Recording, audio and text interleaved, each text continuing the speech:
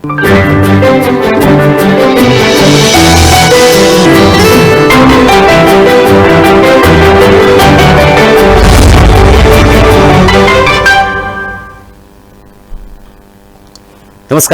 कृषि टेलिभिजनको कार्यक्रममा कृषि संवादको नयाँ अङ्कमा यहाँहरूलाई हार्दिक स्वागत छ। म दिपेश दाहाल। दर्शकवृन्द, कार्यक्रममा कृषि संवादमा हामी कृषिसँग सम्बन्धित विभिन्न व्यक्तिहरूसँग फरक विषयमा कुराकानी गर्ने गर्छौँ। आज भने हामी पुष्प व्यवसायसँग सम्बन्धित रहेर कुराकानी गर्दैछौँ। विशेष गरी पुष्प व्यवसायको अवस्था कस्तो छ, साथसाथै पछिल्लो समय पुष्प व्यवसायसँग सम्बन्धित नर्सरी व्यवसायसँगको अहिलेको अवस्था कस्तो छ, नर्सरी व्यवसाय सँग सम्बन्धित भएर नर्सरी व्यवसायहरूले केही महिना अगाडि मात्र नर्सरी व्यवसायीहरूको छाता संस्थाको रूपमा नर्सरी व्यवसायी सङ्घ समेत गठन गरिसक्नु भएको छ। यो किन गठन गर्नुभएको छ, साथसाथै पछिल्लो समय नर्सरी व्यवसायीहरूको समस्या के छन्, यसैको पेरिफेरीमा रहेर कुराकानी गर्छौँ। कुराकानीका लागि आज हामीसँग स्टुडियोमा हुनुहुन्छ नर्सरी व्यवसायी सङ्घका अध्यक्ष रामजी प्रसाद तिमल सिन्हा। सर, स्वागत छ यहाँलाई। आराम हुनुहुन्छ? नर्सरी व्यवसायीहरूको चाहिँ अवस्था कस्तो छ? नर्सरी व्यवसायीहरूको अवस्था अहिले मन्दीले गर्दाखेरि अलिकति व्यापार कम त छँदैछ जुनसुकै क्षेत्रमा पनि। समग्रमा हामीले व्यवसायीहरूको हकहितको लागि काम गर्ने भनेर अहिले हामी नर्सरी व्यवसायी सङ्घ भनेर हामी भर्खरै 1.5 महिना मात्रै भयो हामी दर्ता गरेर चाहिँ काम गरिरहेका छौँ। नर्सरी व्यवसायी सङ्घ भनेर चाहिँ यहाँले कसरी बुझ्नु पऱ्यो भने नर्सरीसँग सम्बन्धित जसले बिरुवा उत्पादन गर्नुहुन्छ, बिरुवा बनाउनुहुन्छ, नर्सरी छ भने नर्सरी व्यवसायी सङ्घमा आबद्ध हुनुहुन्छ। नर्सरी व्यवसायी सङ्घको चाहिँ हामीले नर्सरी व्यवसायी सङ्घमा चाहिँ 4वटा विधालाई हामीले समेटेका छौँ।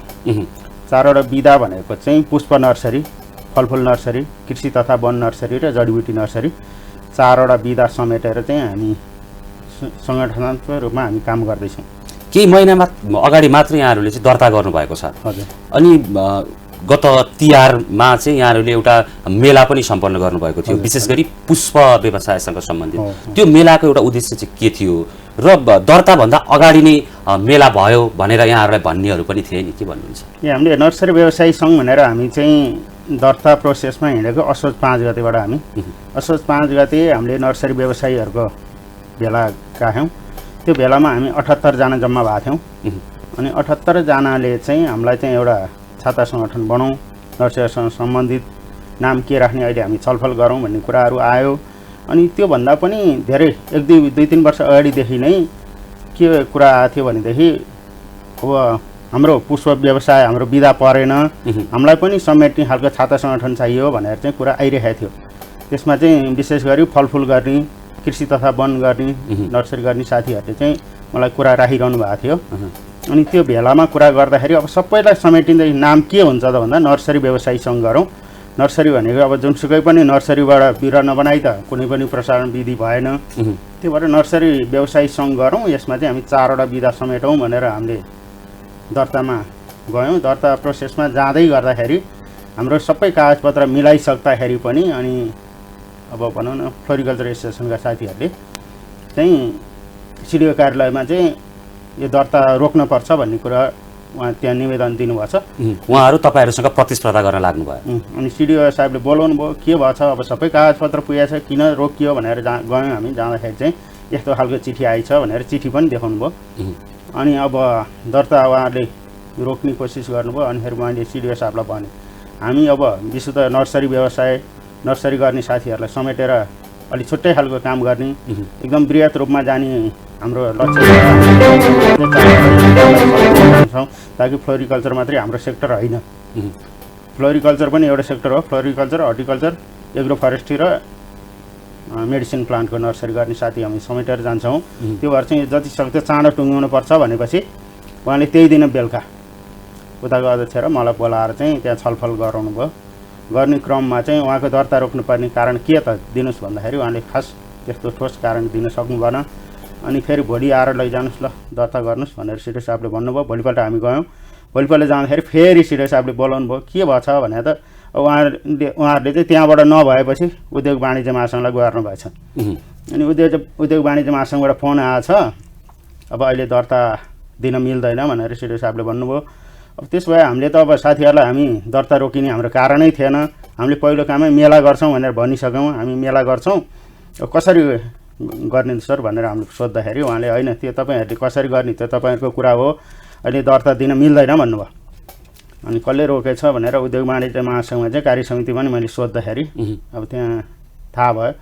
अनि गएर कुराकानी गरेपछि चाहिँ अनि उहाँले ठिक छ ल अब हामीले त्यसरी गर्दैन, हामी कहाँ कुरा आएपछि हामीले केही बुझ्न त परिहाल्यो, त्यसकै लागि मात्रै मैले गरेको हो, तपाईँ गएर लिनुहोस् भन्ने कुरा भयो। अनि दर्ता प्रोसेस हुँदै गर्छ। अब हामी चाहिँ मेलाको तयारी गऱ्यौँ। यो जस्तो फ्लोरिकल्चर एसोसिएसनले यहाँहरूको चाहिँ दर्ताको प्रक्रिया नै रोक्न लाग्नुको पछाडि चाहिँ कारण के जस्तो लाग्छ यहाँलाई? जसरी नर्सरी व्यवसायी सङ्घको त नेतृत्व यहाँ आफैले गरिराख्नु भएको छ अहिले, के लाग्छ कारण? अनि कारण त्यस्तो हामीले देख्दाखेरि त्यस्तो ठुलो कारण केही पनि थिएन। जसले गर्ने सामाजिक कार्य गर्ने हो, व्यवसायीहरूको हकहितकै लागि काम गर्ने हो। उहाँहरूलाई अलिकति अप्ठ्यारो के भयो होला भनेदेखि अब यिनीहरूले दर्ता गऱ्यो भनेदेखि व्यवसायीहरूलाई चाहिँ हामीले भन्दा बढी केही सुविधाहरू दिए भनेदेखि हाम्रो सदस्य घट्छ भन्ने खालको केही भयो होला। अब अनुमान मात्रै गर्ने, अहिले ठोस त मैले त्यसरी बुझेको छैन। अनि त्यही दर्ता प्रक्रियामै पनि अनि हामीले चाहिँ अब कानुनी सल्लाहकारलाई नै हामीले सोध्यौँ, कानुनी सल्लाहकार नै हामीले राखेका छौँ। अनि सोद्धाखेरि चाहिँ अनि महानगरमा दर्ता गरौँ, प्यान ल्याउँ, काम गर्न मिल्छ भन्ने कुरा भएपछि महानगरपालिकामा हामीले दर्ता गऱ्यौँ। अनि प्यान ल्याउँ, प्यानमा चाहिँ सङ्गठन विस्तार, मेला प्रदर्शनी गर्न पाउने उद्देश्य खोलेर हामीले प्यान लिएपछि हामी मेला गऱ्यौँ। अनि मेलाकै सिलसिलामा पनि हामीले मेलाको लागि बजेटको कुरा आउँदाखेरि पुष्प विकास केन्द्रमा चाहिँ अब यो व्यवसायीहरूको पुष्प व्यवसायीहरूको हकहितको लागि मेला प्रदर्शनी भनेर बजेट रहेछ 6 लाख रुपियाँ। अनि त्यसमा हामीले निवेदन दिन गयौँ। अनि उहाँले के भन्नु भने सिडिओको एउटा कागज नआएपछि कागजपत्र नपुग्यो भन्नुभयो। ल ठिक छ, कागजपत्र नपुग्यो भए नदिनु भन्ने कुरा भयो। अनि बजेट कहीँबाटै आएन। अनि हामीले जसलाई हामीले प्रमुख अतिथि भनेर निमन्त्रणा दिन्थ्यौँ त्यहीँ फोन गरेर यो कसरी हुन्छ त्यहाँ नजाने वातावरण उहाँहरू गर्दै जानुभयो, हामी काम गर्दै गयौँ। अनि मेला उद्घाटनमा पनि पूर्व प्रधानमन्त्री केपी शर्मा ओलीज्यूलाई हामीले बोलायौँ अन्त्यमा। अनि उहाँबाट पनि फोन गएछ त्यहाँ कसरी हुन्छ रोक्नुपर्छ भन्ने कुरा। यसलाई यसरी बुझौँ, अहिले नर्सरी व्यवसायी सङ्घ र फ्लोरिकल्चर एसोसिएसन नेपालबीच टकरावको स्थिति छ होइन? टकराव अब उहाँले कसरी लिनुहुन्छ त्यो छुट्टै कुरा भयो। हामीले चाहिँ नर्सरी व्यवसायी सङ्घ भनेको हाम्रो 4वटा विधा हो। 4वटा विधामध्ये हाम्रो एउटा फ्लोरिकल्चर तपाईँहरूको विधामा पर्छ, एउटा सेक्टर पर्छ भनेर हामीले लिइरहेका छौँ। उहाँहरूले चाहिँ होइन अब उहाँहरूकोमा अब के छ त्यस्तो मलाई त्यस्तो थाहा छैन। हामी दर्ता प्रोसेसमै जाने बेला मैले भनेको थिएँ अब ठिकै छ हामी नर्सरी व्यवसायी भनेर जान्छौँ, तपाईँहरू फ्लोरिकल्चर भनेर हिँडिरहनु भएको छ, तपाईँहरू महासङ्घमा जानुहोस्, त्यति बेर सहयोग गरौँला हामी भनेको। होइन हाम्रो महासङ्घमा जाने, हाम्रो अहिले महासङ्घमा जाने उद्देश्य लक्ष्य छैन भन्नुभयो। अब छैन भने चाहिँ अहिले म के भन्छु भने हामी नर्सरी व्यवसायी सङ्घ चाहिँ अब छिटै नै 1 वर्ष 2 वर्षभित्रमा हामी महासङ्घमा जान्छौँ। हामी त अहिले यो भर्खर दर्ता प्रक्रिया सिद्धिने बित्तिकै मेला गऱ्यौँ। मेला पछाडि अब सबै नर्सरीवालाहरूको अब नर्सरी व्यवसायीहरूको चाहिँ अब त्यहाँ जो कार्य समिति हुनुहुन्छ सबै अब काम पनि गर्नु पऱ्यो। नितान्त किसान मात्रै हामीले समेटेका छौँ। अनि समय नपुगेर अहिले हामी भ्याली बाहिर सदस्य दिन थालेका छैनौँ। सदस्य दिँदै गर्दाखेरि हामी प्रदेश कमिटी गठन गर्छौँ, जिल्ला कमिटी गठन गर्छौँ, अनि पालिका कमिटीहरू गठन गरेर चाहिँ हामी महासङ्घमा त्यसरी जान्छौँ। महासङ्घमा हामी गयौँ भनेदेखि जाँदै गर्दाखेरि चाहिँ हाम्रो उसमा विधामा चाहिँ फ्लोरिकल्चर सेक्टर एउटा पर्छ, अनि हर्टिकल्चर सेक्टर एउटा पऱ्यो, एग्रो फरेस्ट्री एउटा पऱ्यो भने मेडिसिन प्लान्ट जस्तो अहिले यहाँहरूले गठन गर्नुभएको केही महिना अगाडि मात्रै गठन गर्नुभएको यहाँहरूको संस्थामा चाहिँ कति सदस्य हुनुहुन्छ? अहिले हामी 100 जनाको हाराहारीमा छ, सदस्य थपिँदैछ। काठमाडौँ उपत्यका भित्र मात्र कि काठमाडौँ भ्यालीभित्र मात्रै? अब फेरि अहिले समय रहेसम्म यी कुरामा फेरि आउला। जस्तो यहाँहरूले जे उद्देश्यका लागि संस्था स्थापना गर्नुभएको छ, पुष्प भन्दा नि नर्सरी व्यवसायको समस्या समाधान गर्न यावत यस्तै उद्देश्यले चाहिँ स्थापना गर्नुभयो, यहाँले अघि पनि भनिसक्नुभयो। जस्तो यहाँहरूले चाहिँ ती कुराहरू पुरा गर्नका लागि, यहाँको उद्देश्यलाई भेट्टाउनका लागि, उद्देश्यलाई मिट गर्नका लागि कस्ता खालका नीति अवलम्बन गर्न लाग्नु भएको छ? होइन अब नीति त अब नीति भन्दा पनि हाम्रो विधानलाई टेकेर विधानअनुसारै व्यवसायको हकहितको लागि काम गर्ने हो हामीले। अब त्यसमा पुग्नलाई चाहिँ हामी विभिन्न सरकारी निकायसँग चाहिँ सहकार्यमा हामी काम गर्नुपर्ने हुन्छ। सरकारी निकायहरूले चाहिँ अहिले हामीलाई चाहिँ उहाँहरूले के सुन्नु भएको छ, अब हामीसँग भेट्दाखेरि यस्तो होइन रहेछ चाहिँ भन्ने बल्ल भयो। अब उहाँहरूलाई चाहिँ कस्तो सिकाएको छ भने त्यहाँ चाहिँ अब धेरैजना छैनन्, यसो थोरैजना सानोतिना नर्सरी मात्रै छन् भनेको छ। अब सदस्यकै हिसाबमा हेर्ने भने हामीसँग अहिले हामी खुलेर भन्छौँ 100 जना सदस्य छौँ 1 महिना 1.5 महिना अन्तरमा। अब फ्लोरिकल्चर एसोसिएसनमा चाहिँ सदस्य अहिले 700-800 गने पनि सानो सभाताका हेर्नुहोस्, र अहिले गएर तपाईँले त्यहाँ अफिसमा रिन्युको सङ्ख्या हेर्नु भने रिन्यु चाहिँ हामीभन्दा एकदमै तल, एकदमै कम छ। त्यो हुँदाखेरि तैपनि उनीहरूको चाहिँ पहिलादेखि माथिसम्म लिङ्क भएको हुनाले विभिन्न सङ्घ संस्थाहरूमा चाहिँ अब कोहीलाई अहिलेसम्म दर्ता भएको छैन भनेर भ्रम फैलाइराखेर छ। यस्तै कुराहरू चाहिँ हामी अब भेटेर अब सरकारी निकायसँग कुरा गरेर कसरी हुन्छ व्यावसायिक हकहितकै लागि हामी हिँड्छौँ। जस्तो सरकारी निकायको कुरा निकालिहाल्नुभयो, सरकारी निकायबाट चाहिँ यहाँहरूको भर्खर जन्मेको संस्थालाई, भर्खर दर्ता गरेको संस्थालाई चाहिँ कस्तो सहयोग भइरहेछ? अहिले सरकारी निकाय भनेको पुष्प हेर्ने भनेको अहिले पुष्प विकास केन्द्र भनेर छ।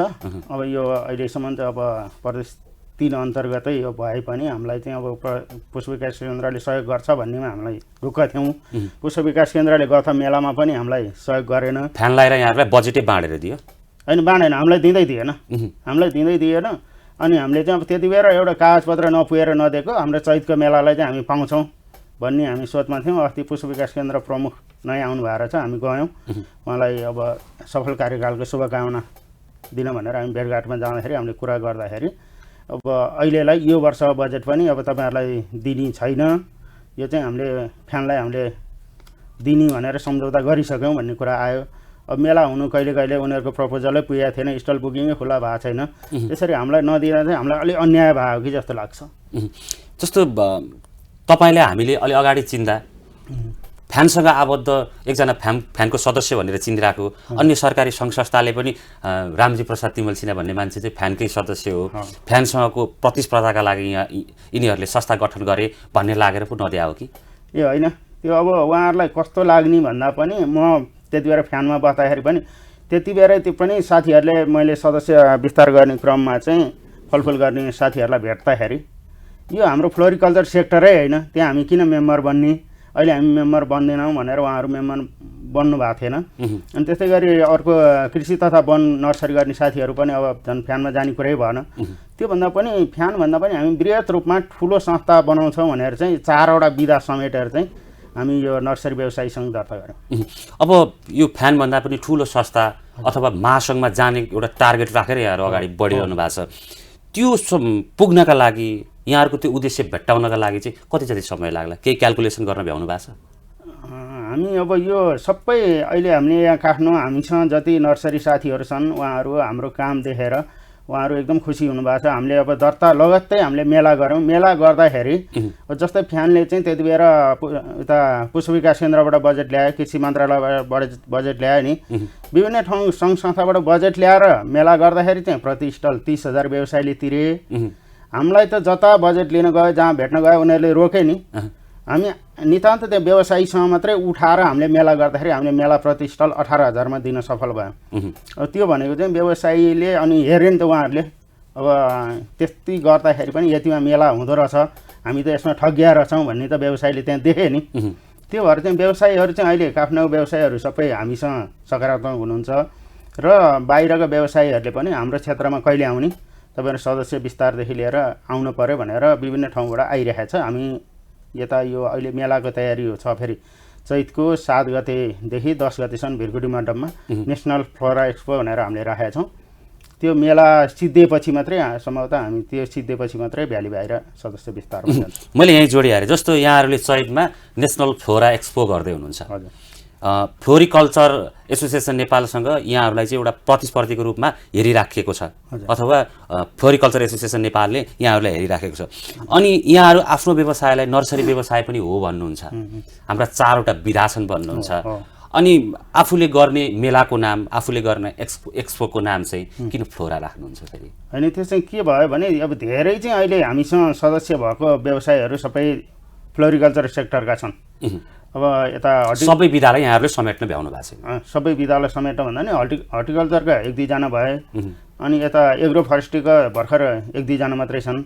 धेरै चाहिँ फ्लोरिकल्चरका विधाका साथीहरू हुनाले फ्लोरिकल्चर पनि हाम्रो विधा हो। हामीले फ्लोरा एक्सपो राख्न नपाउने त त्यो होइन नि त। फ्लोरिकल्चर हामीले फ्लोरिकल्चर मेला राख्न सक्छौँ, हामी जे पनि राख्छौँ।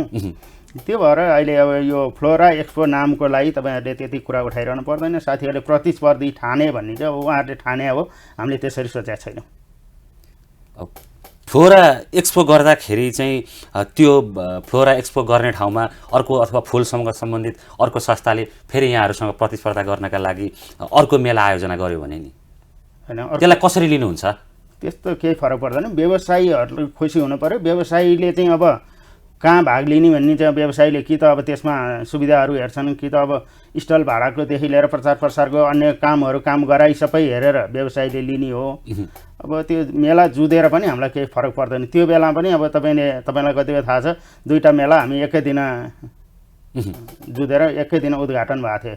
एउटा चाहिँ फ्लोरिकल्चर एसोसिएसनको यता जाउलाखेलमा भएको थियो, नर्सरी एसोसिएसनको बिरगुडी मण्डलमा थियो। ठिक छ, फेरि अलिकति जोडौँ न। जस्तो नर्सरी व्यवसायीको अथवा नर्सरी व्यवसाय सङ्घ जुन खोल्नु भएको छ यहाँले, त्यसमध्येका 4वटा विधा पर्छन् भन्नुभएको छ। ठ्याक्कै ती 4वटा विधाको नेपालको व्यावसायिक अवस्था चाहिँ कस्तो हो, अलिकति त्यसको चर्चा गरौँ न। व्यावसायिक अवस्था चाहिँ अहिले हामी सबै उसमा डाटा सङ्कलनमै छौँ। व्यवसायीहरू कतिजना छन्, उनीहरूको अवस्था कस्तो छ भनेर अहिले हामीसँग 100 जनाको चाहिँ अहिले हामीले अब डाटा हामी तयार गर्दैछौँ। उसको अब जग्गा आफ्नो हो कि कामदार कति हो, कति लगानीदेखि सुरु गरेको, कति वर्षदेखि सुरु गरेको, त्यो डाटा सङ्कलन गरेपछि मात्रै हामी सार्वजनिक गर्छौँ। भनेको यहाँहरूले नर्सरी व्यवसाय गरेर अथवा नर्सरी व्यवसायसँग सम्बन्धित नर्सरी व्यवसायसँग सम्बन्धित अन्य 4वटा विधामा व्यवसाय गरेर आफ्नो रोजीरोटी टार्न सक्ने अवस्था छ कि छैन भन्न खोजेको। अनि काम गर्दाखेरि कृषि क्षेत्रमा चाहिँ अब हामी यसमै लाएर होला, कृषि क्षेत्रमा काम गरेर त्यस्तो धेरै घाटा छैन। त्योभन्दा पनि नर्सरी व्यवसाय भने चाहिँ अलिकति यो सिकेर गर्नुपर्ने हुनाले अलिकति सिकेर गर्दाखेरि यसमा चाहिँ भविष्य राम्रो छ। अब जस्तै अब यहीँ नेपालमा पनि धेरै बिरुवा चाहिँ अहिले सिधा बाटो अहिले भनौँ न छिमेकी मुलुक भारतबाट आउन रोके पनि बिरुवाहरू धेरै आइरहेछ, घुमौरो बाटोबाट आइरहेछ। हामीसँग चाहिँ उत्पादन छ भनेदेखि त्यसलाई चाहिँ रोक्न अझै हामीले पनि कडाइ गर्नेतिर हामी पनि लाग्छौँ। अनि उत्पादन राम्रो गर्यो भनेदेखि बजारको लागि त्यस्तो समस्या छैन अहिले। जस्तो यो व्यवसायलाई बजारको लागि समस्याको कुरा सँगसँगै के पनि हुनसक्छ भने जस्तो सरकारी निकायबाट हेर्ने दृष्टिकोण, अनुदानका कुराहरू होलान्। सरकारी निकायबाट चाहिँ ठ्याक्कै हेर्ने दृष्टिकोण चाहिँ कस्तो छ? सरकारी निकायले चाहिँ अहिले अब पहल गर्न सक्नु पर्यो। उहाँहरूसँग बजेट छ, अब त्यो बजेट कहाँ खर्च गर्ने, कसरी गर्ने भनेर अब कति व्यवसायीले चाहिँ घुमाएर आफ्नो फाइदाको लागि हिँडिरहेछन् भने हामीले चाहिँ समग्र त्यो व्यवसायीहरूलाई समेट्ने खालको अब त्यही गाउँपालिकामा अहिले बजेट छ, नगरपालिकामा बजेट छ नि त।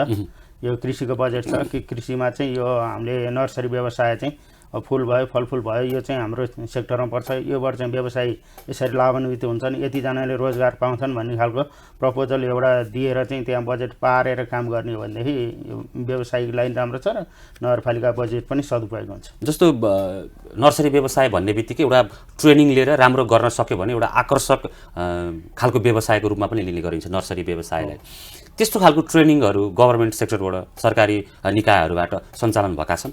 सरकारी निकायबाट अहिले भइरहेछ। अब कृषि ज्ञान केन्द्रमा नि अब यो अहिले हामीले अस्ति गएर कुरा राखेका छौँ। कृषि ज्ञान केन्द्रले अब यो विषादीहरू प्रयोग के अरे विषादीहरू प्रयोग कसरी गर्ने, अब अत्याधिक मात्रामा विषादी प्रयोग गर्दाखेरि चाहिँ त्यसले चाहिँ स्वास्थ्यलाई हानि पुर्याएको कुराहरूदेखि लिएर त्यस्तो खालको तालिमहरू पनि छ। त्यहाँ हाम्रा नर्सरी व्यवसायीहरूको मैले चाहिँ अस्ति हामीसँग यो अहिले 100 जना पुगेको धेरै भएको छैन, त्यति बेला हामीसँग 65 जना आउनुहुन्थ्यो। 65 जनाको लिस्ट दिएको छु। यो चाहिँ निःशुल्क तालिमहरू हुन्छ र अन्य सिक्न चाहनेले चाहिँ अब यस्तै हामी जस्तै सङ्घ संस्थामा सम्पर्कमा रहने, अनि सङ्घले पनि बेला बेलामा यो तालिमको कार्यक्रमहरू राख्नुपर्छ। अहिले कुरा आइरहेछ। अब हामीले तालिमको कार्यक्रम राख्दाखेरि उहाँहरूलाई नै समेटेर हामी अगाडि बढाउँछौँ। सरकारले गरेको कामबाट, सरकारले नर्सरी व्यवसायहरूलाई गरेको सहयोगबाट नर्सरी व्यवसायहरू आत्मसन्तुष्ट छन्? त्यस्तो आत्मसन्तुष्टै छैनन्। अब हुँदै नहुनुभन्दा केही अलिकति भयो भने हुन्छ। अब त्यो भयो, यता बिउ बिजनले पनि यो लाइसेन्स दिने क्रममा चाहिँ अब तालिम आफै दिएर त्यो कार्यक्रमहरू पनि अगाडि छ। तर जति गर्नुपर्ने, जति त्यो बजेट चाहिँ सही ठाउँमा पोखिन पर्ने पोख्या छैन। जस्तै तपाईँले अब यो तिहारताका सयपत्रीको कुरा कतिको सुन्नुभयो। सयपत्रीमा चाहिँ आत्मनिर्भर हुनुपर्छ भने धेरै वर्ष अगाडिदेखि त्यो कुरा आइरहन्छ। त्यो चाहिँ कसरी हुँदैन भनेदेखि आत्मनिर्भर हुनलाई त पहिला बिउ लगानी गर्नु पर्यो, अनि त्यो सँगसँगै प्राविधिक चाहियो। अहिले विभिन्न पालिकाहरूमा बजेट छ, त्यो बिउको लागि खासै महँगो पर्दैन। बिउ दिने, किसानलाई बिउ दिने र बेला प्राविधिक सहयोग गर्ने र त्यो उत्पादन पछाडि बजार चाहिँ कहाँ के भनेर सुनिश्चित हो भने यसमा धेरै लगानी गर्छन्। अब गत तिहारको कुरामा तपाईँले हेर्नुभयो, बजारमा किसानहरूको कति फुल बिकेन पनि सुन्नुभएको छ। त्यो फुलमा चाहिँ अब मैले ठ्याक्कै भन्नु पर्दाखेरि फुल नबिकेको होइन, फुल बिकेको छ। अब नेपाली फुल मात्रै थिएन त्यति बेला। अब हाम्रो खुल्ला सिमाना हुनाले भारतबाट म आउँदै थिएँ जस्तो तिहारमा त भारत लगायत अन्य मुलुकबाट चाहिँ फुलहरू आयात गर्न नपाउने, प्लास्टिक जन्य फुलहरू बिक्री गर्न नपाउने भन्ने खालको एउटा नीति नै बनिसकेको थियो। त्यतिखेर त पुष्प व्यवसायहरूलाई अलिकति फाइदा पनि भयो होला, नेपालको फुल पनि बिक्यो होला भनेर प्रश्न गर्नै थालेको थिएँ यहाँले। पुष्प विकास केन्द्रले चाहिँ अब हामी आत्मनिर्भर छौँ, फुल नल्याउनु भनेर चाहिँ सूचना निकाले हो। प्लान्ट क्वारेन्टाइनले चाहिँ यसरी यो पुष्प विकास केन्द्रले रोकिँदैन, आउँछ भनेर उसले भनेको थियो। त्योभन्दा पनि हामीले बाहिरबाट सरस्वती हेर्दाखेरि चाहिँ जहिले तिहार थियो, तिहारभन्दा 15 दिन अगाडि नेपाललाई पुग्ने, हाम्रो यो उपत्यकालाई पुग्ने चाहिँ माला आइसकेको थियो। सबै आइसकेपछि अनि अब त्यो फुल बिक्दैन भनेपछि त्यहाँ अब बिचौलियाहरूले एउटा प्लान बनाए। अब यो फुल कसरी बेच्ने त भन्दाखेरि अब नेपाली किसानको फुललाई चाहिँ ठाउँ तोकिदिउँ। अब जस्तै भिरगुडी मण्डप भयो, यता तिनकुने भयो, 3-4 ठाउँ तोक्दै, यता माछा पोखरी भयो, 3-4 ठाउँ तोक्दै नेपाली फुललाई, नेपाली मालालाई भनेर। अनि अरू बजारमा चाहिँ त्यो आयातित मालाहरू फिँजाएको हुनाले नेपाली यो किसानहरूले चाहिँ आफ्नो फुल नबिकेको उहाँहरूको एकदम त्यो मैले हेरेँ, युट्युबतिर हेरेँ, एकदम उहाँहरूले चाहिँ अलिकति हुन्छ कि भनेर अरू वरपर छिमेकी किनेर ल्याएर रुँदै हिँडेको पनि मैले देखेँ। त्यो अलिकति कमजोरी भयो। जस्तै महानगरपालिकासँग जो साथीहरू जानुभयो, काठमाडौँ महानगरपालिकाको मेयर साहबले अलिकति बुझ्नु भएन। अब उहाँलाई नै घुमाएर चाहिँ यो साथीहरू माथि जान खोजे है भन्ने अलिकति बुझ्नु भएन। भनेको फुलसँग काम गर्ने संस्थाहरू, पुष्प व्यवसायसँग काम गर्ने संस्थाहरूले नै संस्थाहरूको सेटिङमा इन्डियाबाट तिहारभन्दा अगाडि नै फुल आयो। तर यसमा चाहिँ मेयर साहबको चाहिँ केही छैन, त्यसमा उहाँको गल्ती छैन। उहाँले बुझ्नु भएन, यस्तो अफर आयो, ल नेपाली फुललाई चाहिँ अहिले भिरगुडी मण्डपमा दिउँ, यता तिनकुने दिउँ, यता माछा पोखरीमा ठाउँ दिउँ भनेपछि ठिक छ भनेर उहाँले त्यता ठाउँ छुट्याइदिनु भयो। अनि अरू साथीहरू चाहिँ अलिकति हाइलाइटमा नि आए, हामीले चाहिँ नेपाली फुललाई चाहिँ यो ठाउँमा राख्यौँ भने।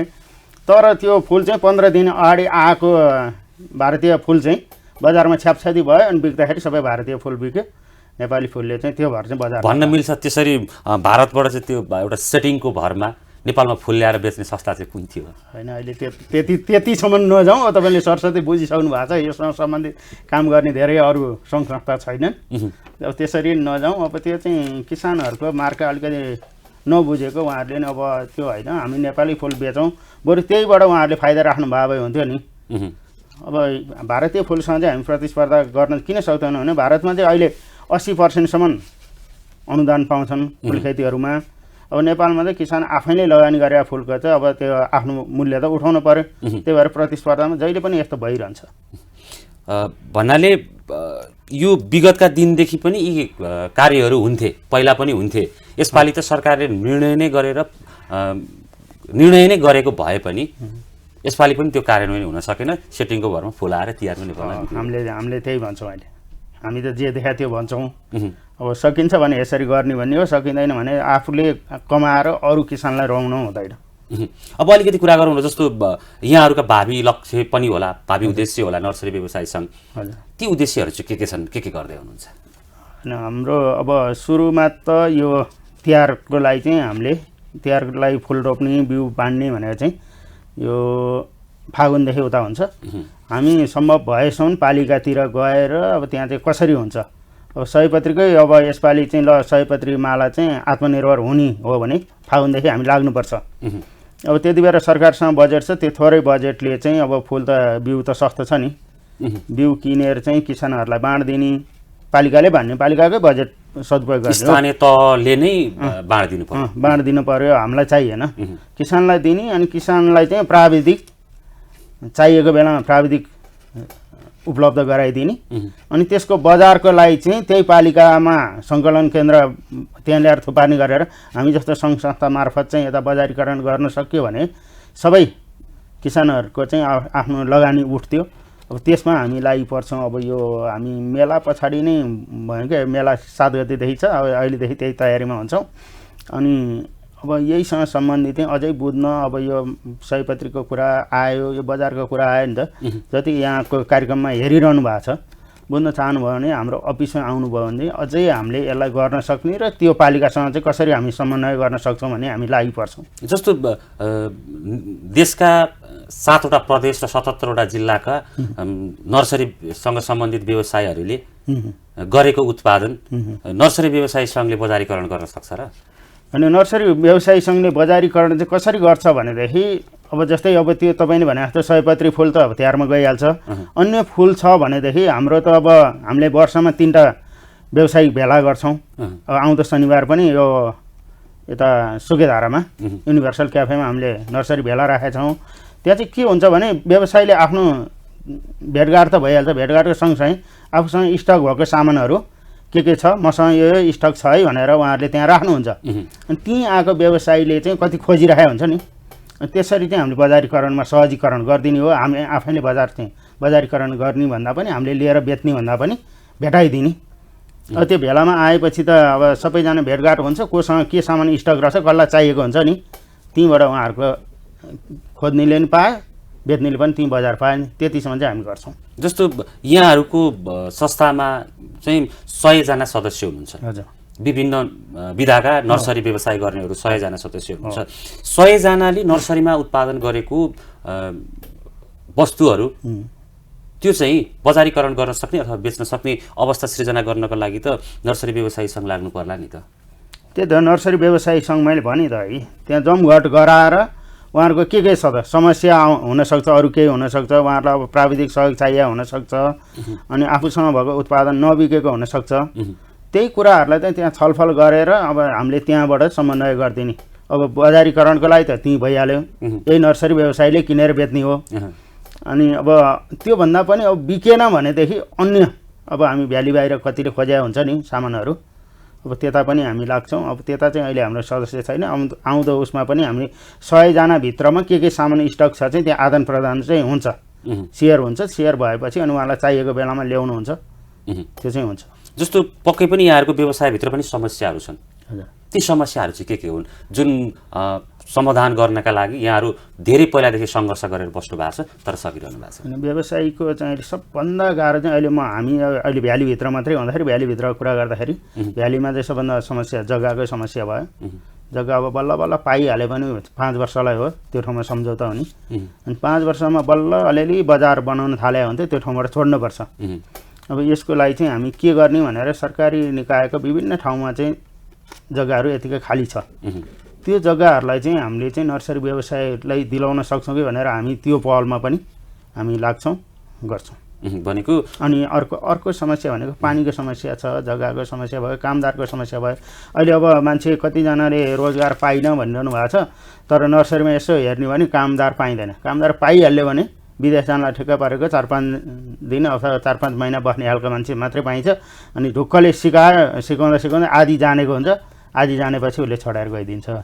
समस्या त्यो छ। अब त्यसलाई चाहिँ अब कसरी त्यसलाई समाधान गर्ने भन्दा पनि अब हामीले चाहिँ अब ती जुन युवा हुनुहुन्छ उहाँहरूलाई चाहिँ अब विदेश जान खोज्दै हुनुहुन्छ, त्यति साह्रो हामीले तलब दिन नसक्ने।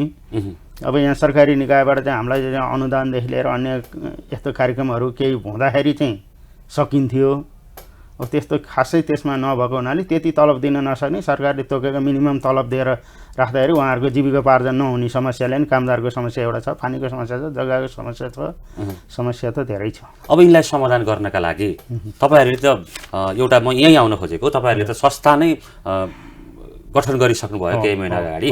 अब यसको समस्याको समाधान गर्न चाहिँ के गरी लागि पर्नुहुन्छ? त्यही त अब जग्गाको लागि चाहिँ हामी अब सरकारी निकायहरूमा कुन सरकारी निकायको जग्गा खाली छ अब त्यहाँ गएर लिजमा लिने व्यवस्था गर्नुहुन्छ, भाडामा लिने, भाडा बापत सरकारलाई नै आम्दानी भयो। हामी व्यवसायीले नि कमसेकम 10 वर्ष 20 वर्ष त्यो ठाउँमा बस्न पायो भने व्यवसायीको लागि पनि केही राम्रो हुन्छ भनेर हामी त्यो पहलमा पनि हामी हिँड्दैछौँ।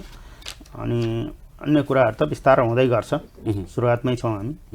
अब अलिकति कुरा गरौँ न। जस्तो मैले अघि पनि भने, अझ मैले त सुरुमा कार्यक्रमको सुरु गर्नुभन्दा अगाडि पृष्ठभूमिमा भनेको थिएँ मैले पुष्प व्यवसायसँग सम्बन्धित रहेर पनि कुरा गर्छु भनेर। यहाँ आफै पुष्प व्यवसायसँग लामो समयदेखि आबद्ध हुनुभयो, इभन फ्लोरिकल्चर एसोसिएसन नेपालमै यहाँ हुनुहुन्थ्यो।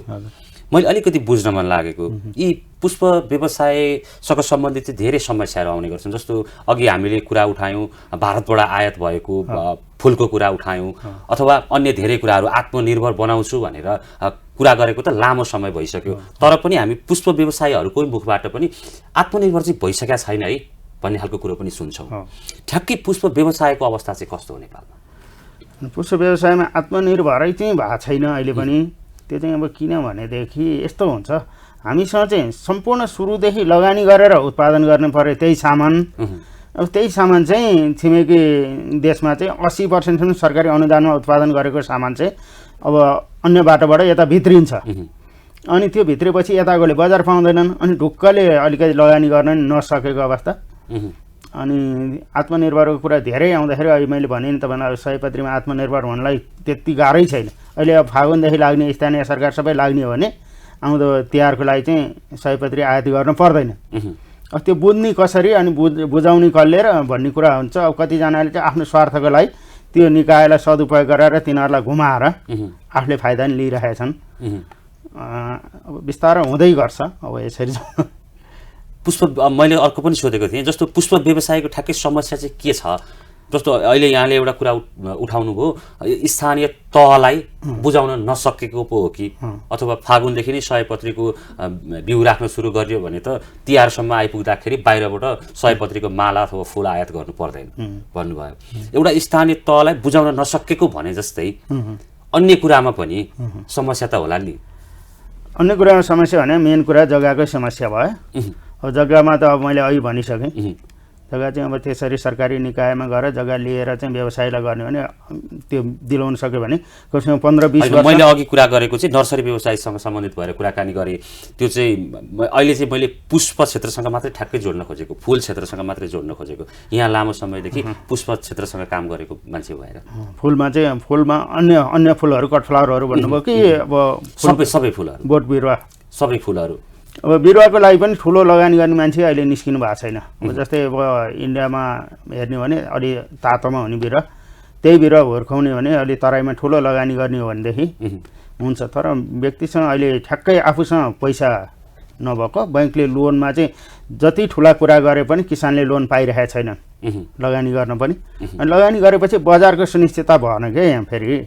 अब यहाँ चाहिँ सबै आफूले लगानी गरेको उत्पादनको अब भनौँ 100 रुपियाँ परेछ भने उताबाट 20 रुपियाँ लगानीको सामान ल्याइदिन्छ। अनि त्यो भएपछि बजार नपाउने भएर पनि अनि आत्मनिर्भर हुन गाह्रो भएको। अनि त्यसै गरी कट फ्लावरको हिसाबमा पनि अलि लामो समय जग्गा भाडामा पाउने आफ्नो जग्गा हुनेको चाहिँ ठिक छ, बिस्तारै चलिरहेको छ। तपाईँले अब पहिलादेखि हेर्नु भएको छ यहाँ काठमाडौँमा कति ठाउँमा फुल खेती थियो नि, अहिले धेरै त उठिसक्यो नि। त्यो भएर नि लगानीको समस्या, जग्गाको समस्या, विभिन्न समस्याहरू। जस्तो अलिकति कुरा गरौँ फेरि नर्सरी व्यवसायसँग सम्बन्धित भएर, जस्तो यहाँहरूले आउँदो आगामी चैतमा चाहिँ एउटा मेला गर्न लाग्नुभएको छ पुष्प व्यवसायसँग, नर्सरी व्यवसायसँग सम्बन्धित रहेर। त्यो मेला चाहिँ यो ठ्याक्कै चैतमा गर्नुपर्छ है भन्ने चाहिँ के गरी लाग्यो र गर्नको उद्देश्य चाहिँ के हो? यस्तो हुन्छ, चैतमा ठ्याक्कै जाडो सिजनमा रोपेको फुल ठ्याक्क फुल्ने बेला अनि गर्मी सिजनको बिरुवा तयार हुने बेला। फुल बिक्नलाई नि हेर्नु पऱ्यो नि फुलको मेला त। अनि फुलेको फुल खोज्यो भने जाडोको कट्ने भयो। अब त ठ्याक्कै गर्मीमा धेरै टिक्दैन त्यो फुल कट्ने भयो। गर्मीको खोज्ने भने ठ्याक्कै फुल्न आँटेको हुर्केको बिरुवा पाउने भयो। अनि त्यो बजारको लागि चाहिँ अब हामीले त्यो मिलाएको चैतमै भनेर मिलाएको चाहिँ त्यस्तो हो। ठ्याक्कै दुईटा सिजनको फुल बेच्न पायो नि त एउटै मेलाले। दुईटा मेला गर्नु पर्थ्यो नि दुईटा सिजनको फुल बेच्न त। जस्तो यहाँहरूले गर्ने मेलामा अहिले जुन काठमाडौँ उपत्यकाभित्रको सदस्यहरू हुनुहुन्छ, यहाँको संस्थामा 100 जना सदस्य 100 जना सदस्यहरू हुनुहुन्छ, त्यो मेला गर्दाखेरि मेलामा स्टल राख्नको लागि देशभरिको मान्छेले पाउनुहुन्छ अथवा त्यो तपाईँहरूको जतिजना सदस्य हुनुहुन्छ उहाँहरूले मात्रै पाउनुहुन्छ? अनि मेलामा भाग लिन पाउनुहुन्छ। अनि जसले मेलामा भाग लिएर चाहिँ हामीसँग आबद्ध हुन खोज्नु भयो भने हामीले सदस्य त्यहीँ तत्काल दिइहाल्छौँ। सदस्य दिनलाई समस्या छैन। सदस्य अब उहाँको नर्सरी हो, त्यो व्यवसाय हो कि होइन चाहिँ हामीले हेर्नुपर्छ। जो पाए त्यसलाई हामी सदस्य दिँदैनौँ। अब उहाँको आफ्नै व्यवसाय हो, त्यहाँ ल्याएर प्रदर्शनीमा राख्ने हो भने चाहिँ पाइहाल्नुहुन्छ। हामी सदस्य नै तत्काल दिन्छौँ। हामीले अहिले सदस्य दिने तरिका पनि अलिकति फरक गऱ्यौँ गत उसमा। अब सदस्यता लिन चाहिँ के गर्नुपर्छ?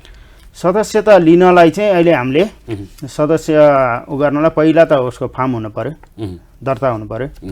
अनि त्यसरी काम गरिरहेको छ भनेदेखि हामीले चाहिँ थोरै शुल्कमा अब हामी अफिस सञ्चालनदेखि लिएर सबै काम गर्नुपर्ने हुन्छ नि। अनि हामीले चाहिँ नवीकरण वार्षिक शुल्क भनेर 2000 सुरुमा प्रवेश शुल्क 1000 रुपियाँ राखेका छौँ गरेर 3000 रुपियाँ अहिले तिर्नुपर्छ। अनि प्रवेश शुल्क 1000 रुपियाँ चाहिँ एउटा प्रवेश भयो भने अर्को चाहिँ हामीले आइडी कार्ड बनाइदिन्छौँ, संस्थागत आइडी कार्ड।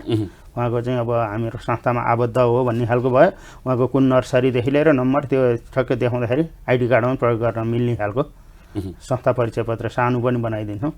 अनि त्यो भएर चाहिँ हामीले प्रवेश शुल्क 1000 रुपियाँ, वार्षिक शुल्क चाहिँ 2000 राखेका छौँ।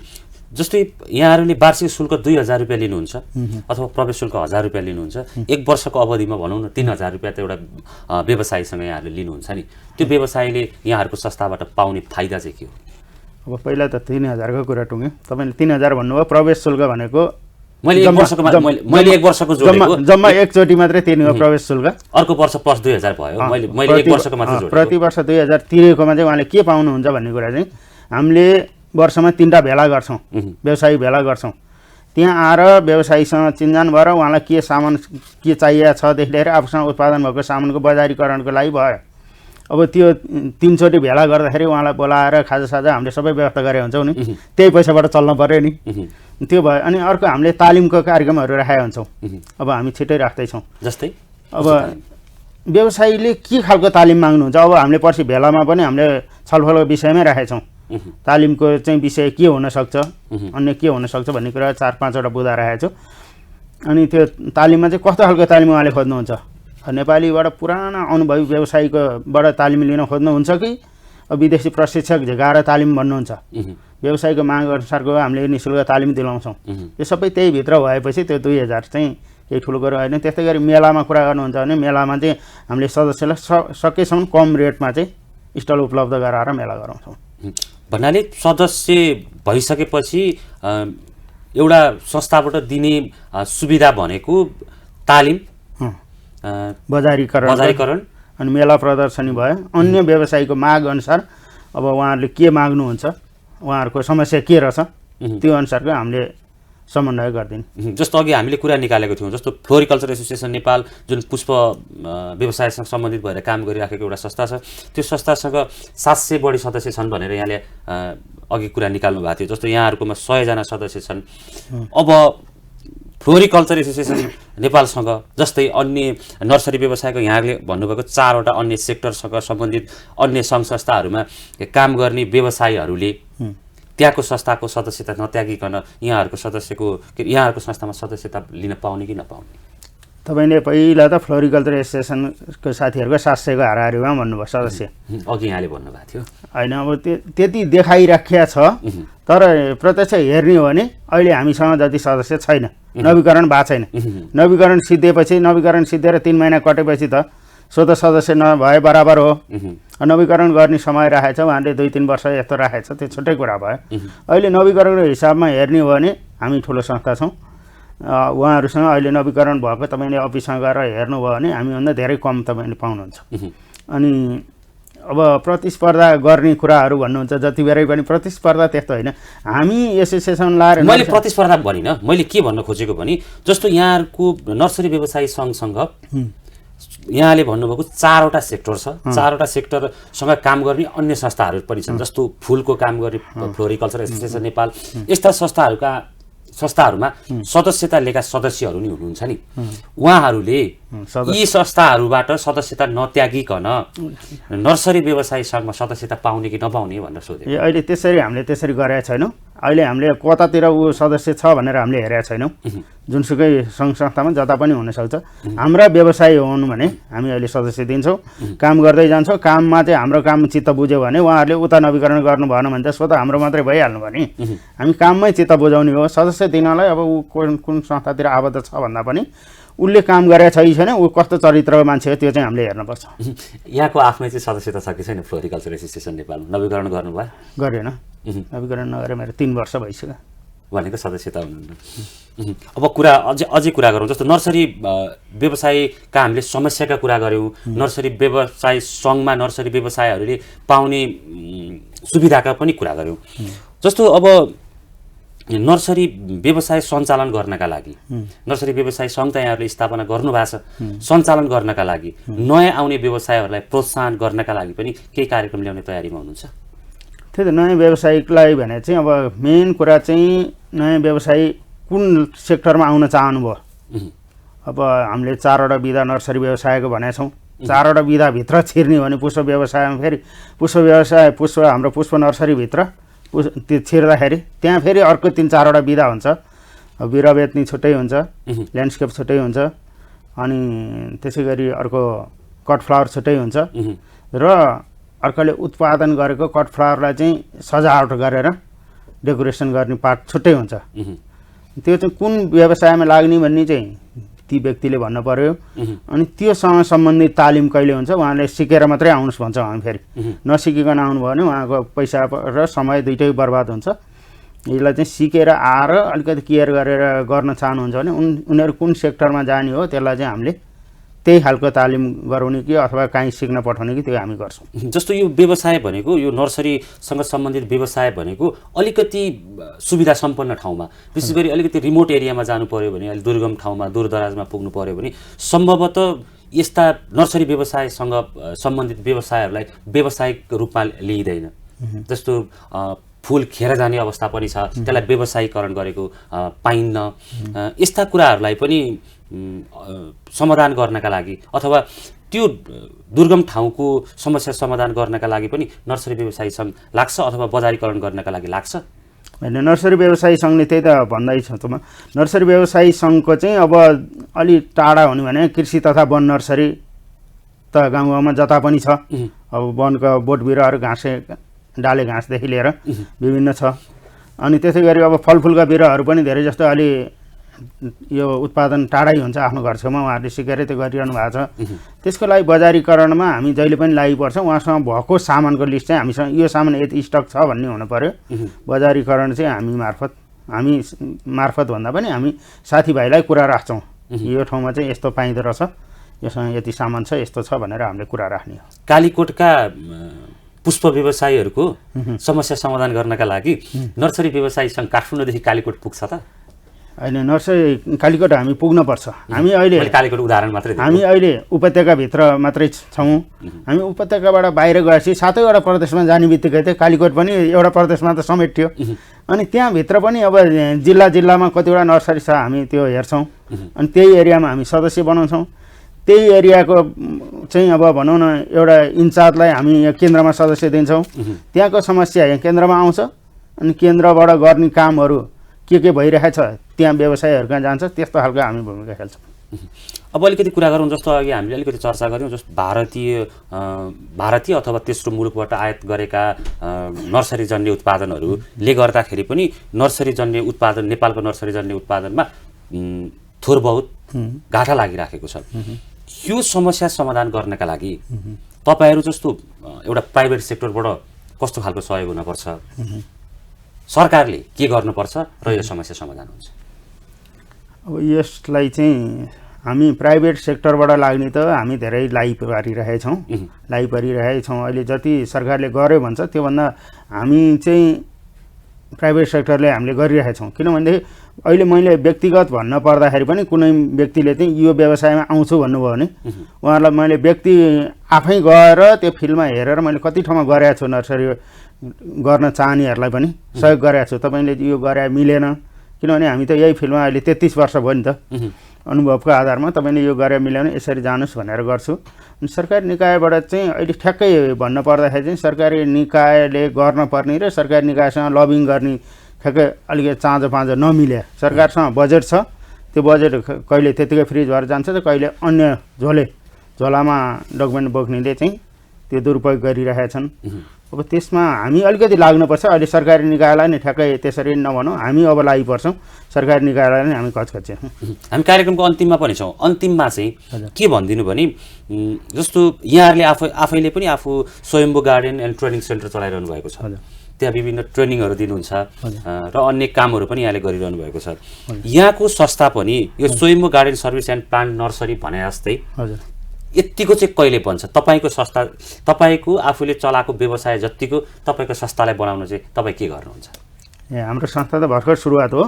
सुरुवातदेखि हामी अब त्यो संस्थामा अब म मात्रै त्यहाँ सधैँ हुन्छु भन्ने छैन। हामी त अब 2 वर्ष कार्यकाल हो।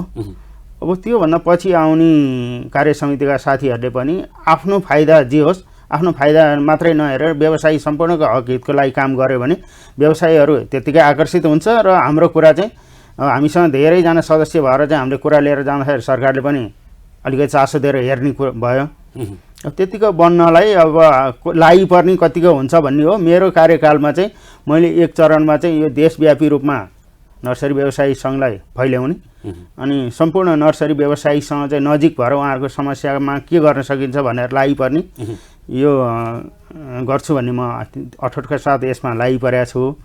अब संस्थामा चाहिँ योभन्दा पछि आउने कार्य समितिले पनि आफ्नो व्यक्तिगत स्वार्थतिर नलागिकन चाहिँ यो नितान्त यसरी सहयोग गर्नुभयो भने यो संस्था माथि जानलाई धेरै समय लाग्दैन। हस्, महत्त्वपूर्ण समय सम्वादका लागि यहाँलाई धन्यवाद। हुन्छ, यहाँलाई पनि यहाँ बोलाएर मेरो भनाइहरू राख्ने मौका दिनुभयो। यहाँको टिम लगायत यहाँलाई पनि धन्यवाद दिन चाहन्छु। हस्, नमस्कार। दर्शकवृन्द, आज हामीले नर्सरी व्यवसायसँग सम्बन्धित रहेर कुराकानी गऱ्यौँ। कुराकानी कस्तो लाग्यो? प्रतिक्रिया, सल्लाह, सुझाव दिन नभुल्नुहोला। साथै तपाईँले हामीलाई हाम्रो सामाजिक सञ्जालमा फलो गर्न सक्नुहुनेछ। कार्यक्रमका आजका अतिथि नेपाल नर्सरी व्यवसायी सङ्घका अध्यक्ष रामजी तिमल सिन्हा, कार्यक्रम सञ्चालक म दिपेश दाहालसहित सम्पूर्ण टिम आज्ञा चाहन्छौँ। नमस्कार। हेर्दै गर्नुहोला कृषि टेलिभिजन।